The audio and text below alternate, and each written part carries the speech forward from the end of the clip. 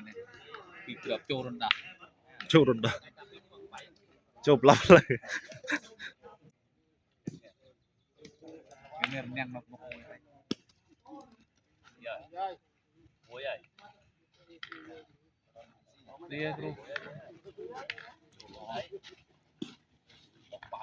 bro chiêng xa đó chiêng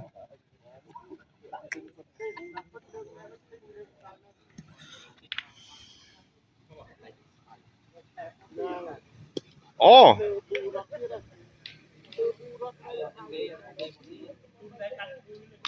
bốc à Môi.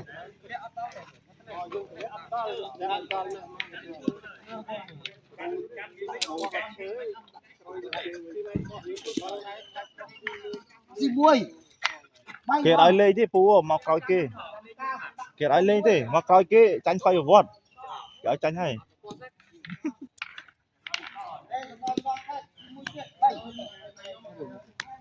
trên thẳng nhà của đọc muối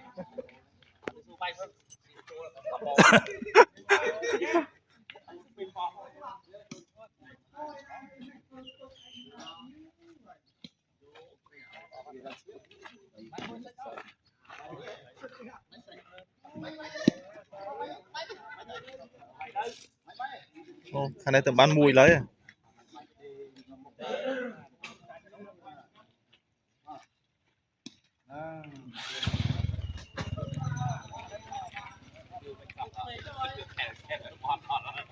lại là vô không có tiêu trời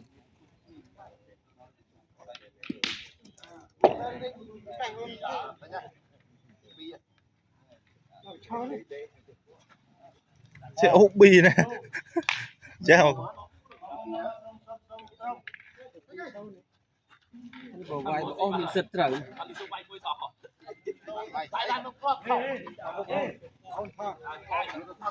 sao giờ tới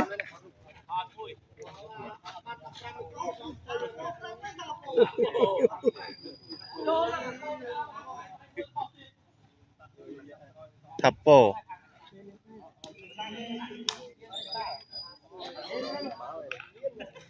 lên báo lên bu lại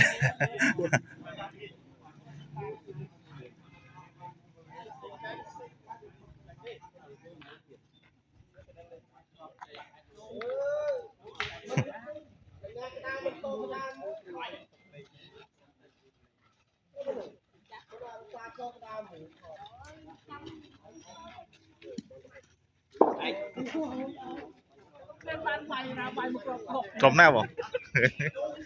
cái áo đôi công đi đây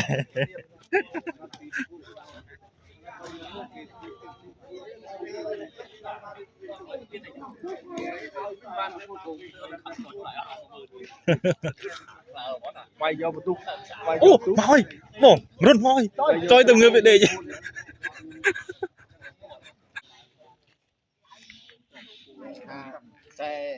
Xe phí hàm phở. Đọc pin thì. ô phải lên tam tí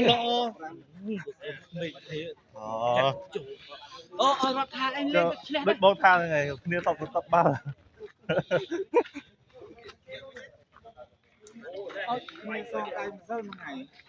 cái này tầm lên cái tầm lên tại biết ăn mày à ở trong giờ ăn chậm này men ta vâng ta thế cái vân long phu là ngườiบอกcái vân long phu đấy vân long phu ai bạn thì vô phu cái nè long phu bạn kia phải cái thôi chân đã bảo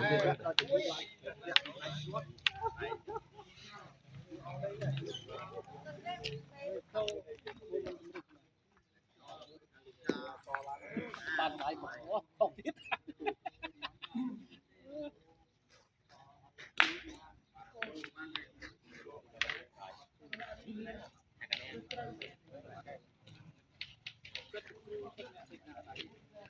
nè khả năng cam cá này rồi ơi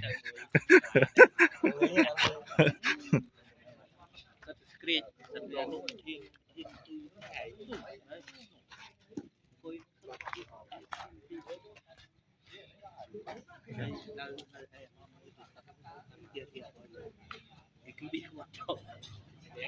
ắt ắt cầm rồi nó tới cái